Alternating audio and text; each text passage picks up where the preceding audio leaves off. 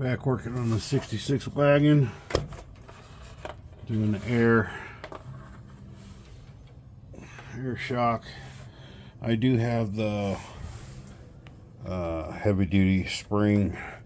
Usually it's a mono spring, but with this wagon it's still, the front end sits a little higher, so later on when I change out the springs and all that in the front, it'll be perfect.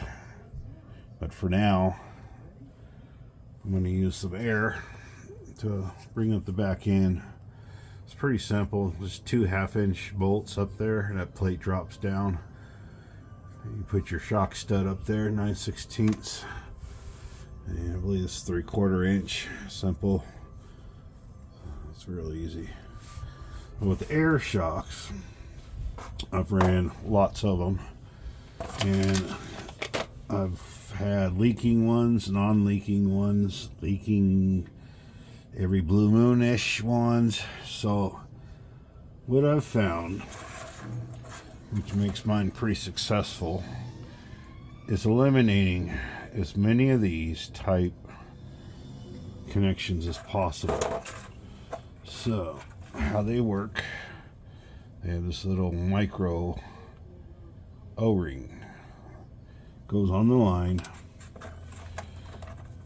and goes on the inside of this, and this seals it. So even over time, which can be a long time, the O-ring breaks down, it can leak and all that. So unfortunately, I do have to run one up there. What I usually do on a lot of them, some of them come with it, is I have 2 O-rings, not just one in there. If it works, run 2. If not, run 1. Then this is 1/8-inch line. I run these. These tend to seal 1,000 times better and don't leak. What this is 1/8-inch to 1/4-inch adapter. They're amazing. So what I do is I'll run out the shock right here. There's already a hole. I don't like drilling holes there. I have a ton of electrical tape and all that around the line, plus a plug, so it wants to pull this forward. It wants to pull that way. So I have a big thick wrapped here, which is a stop. What I'm going to do is cut it right here. Put this adapter in. Here's my 1/4-inch line. That runs, should I go up here? You can kind of see it. It runs right there. There's a gap. Goes through there above the tank. There's another gap right here. Then it runs there to these. These are amazing. These are brass, airline. Eventually I will be changing all this, but it's the same type of connector. Which these, I rarely ever have a problem with them. Basically, what they did is they eliminate this. You don't want this. I wish they'd stop selling this. Most traditional ones use this, which sucks. So you got your right side, left side of your rear. So when the vehicle articulates, the air gets pushed out of this side, gets pushed over here. So what happens is this side gets lower, this side gets higher. So it actually amplifies body roll. They're not independent with these. Those suck. So for a better ride, you want them independent. See the other one sitting right there? There was already holes in the bumper. See the holes? So you didn't have to drill those either. But independent makes the ride way better. So when this one presses, it doesn't push on the other one. It's a push-pull effect. You don't get that when you run them independent. You get those connectors. versus these real cheap plastic ones it comes with that are prone to leak with the O-ring set up. These are push-in shark bite style. That's the setup. I got the other one installed, good to go. There it is installed. I'm gonna try to get the pod and record doing the other side. How this works, so simple as that. 1/8 inch to 1/4 inch goes in there. Unfortunately, using the rubber seals, but other than that, from there on, that's the only weak point.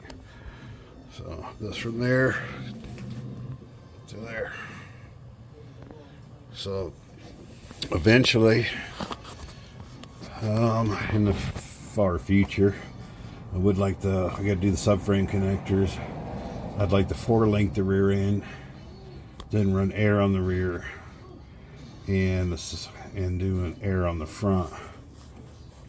So I got plenty of room inside where the spare tire goes for compressors and tanks and all that stuff. So eventually I'll be eliminating that, the air shock. So there it is. There we go. So I'll try to video this one in the steps. So you gotta put the cap on first. Get that on. Slide it back. It's the O-rings. Put that on. I don't slide them back that far because what I want to do is when I push the line in the shock, I want the line to push through as much as it needs with the O-ring sealing. So I'm going to try to put 2 on this one. Some of the Monroes and air shocks you could have 2. Some only work with 1. So I'm going to start off with 2, see if that works. It should. Well, like I said, some do, some don't. So now let's try to get this up here. Here's my destination right there. So I'm going to take this, push that in there. See how it went in? Both of them went in, so that's good. More the merrier. I don't like these rubber O-ring seals. I mean, I've had some, most of them work, but long term they don't. And then, like I explained earlier, with all these other fittings, these are hand tight. Don't even take a wrench to it. Tighten as much as you can with your fingers. And then you can pull on it. Don't come out. Don't move. Okay, and then on this is a Wagon 66. There's a hole in here. I don't know if you can see it. Let's try. Right there. Factory. It's on both sides. So basically, what I'm going to do is measure this out. And then I'm going to tape it up.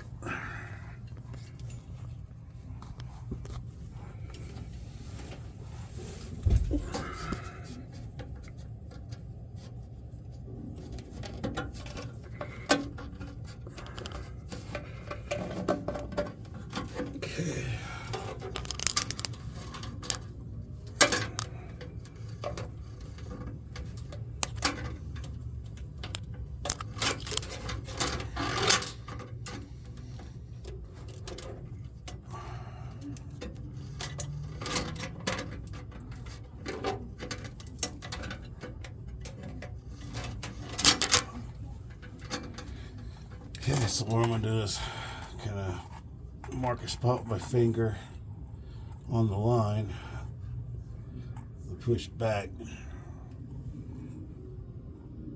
that's where I'm going to put my tape at, so it can't go. What I'm watching for is this right there.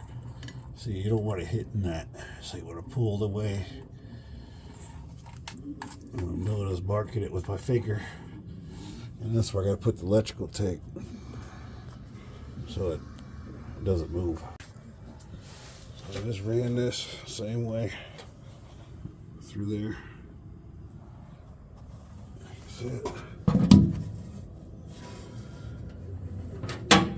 There. It's just sitting right now. Working on this side. So I gotta come straight across to here. Make sure you check the end, make sure it's cut square.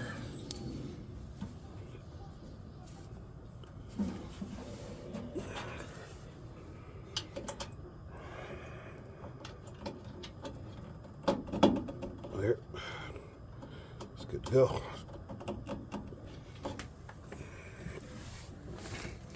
Now, I got this piece taped up, so I can't move forward anymore, so it doesn't rub up there. So now I just got to cut this. Here's what you use. I use. Don't try to use scissors or dikes or anything like that. So, I'll show you here. Got about right there. I'm gonna try to do this with one hand.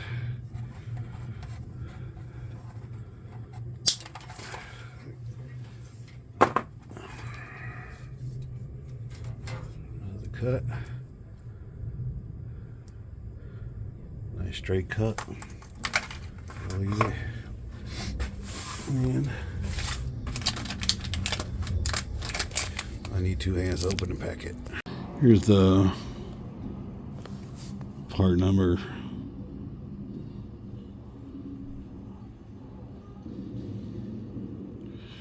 So maybe this will be better. Right there. So that's this one. 1/4 inch, 1/8 inch. So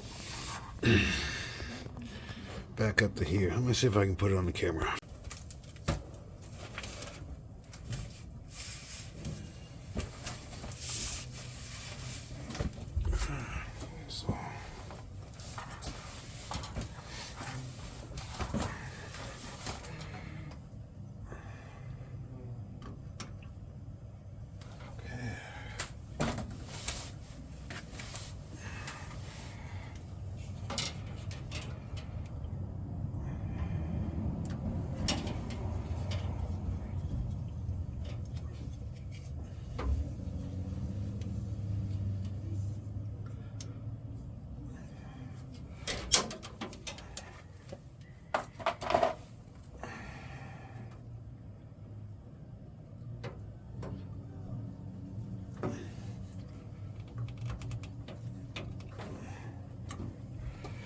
It was there.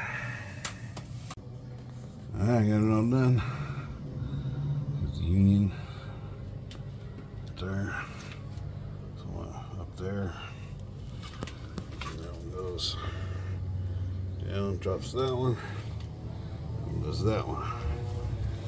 That's how I do the air shocks. Help with some temporary height. It's also going to ride a lot smoother. That's one thing I like about air shocks with leaf spring truck type suspension. Makes the ride a lot smoother, a lot softer. So Nova, I don't want a K5 Blazer ride like my 76. It's like driving a Sherman tank. Yep, air shocks complete.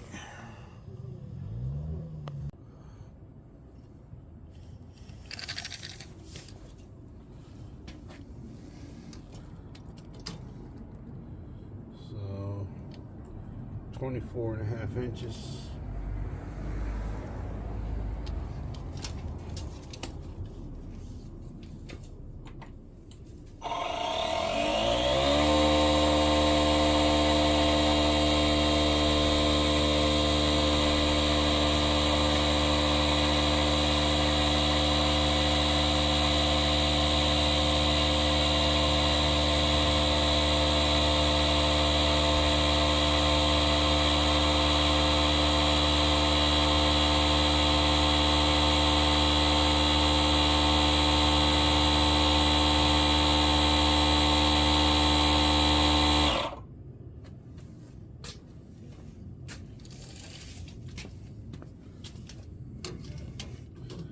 25.5 inches. So it's a 1-inch lift. It's at 90 psi. Yeah, that's kind of where I like to drive at. You go over that like 100, it starts getting that truck bumpy ride. So here's there.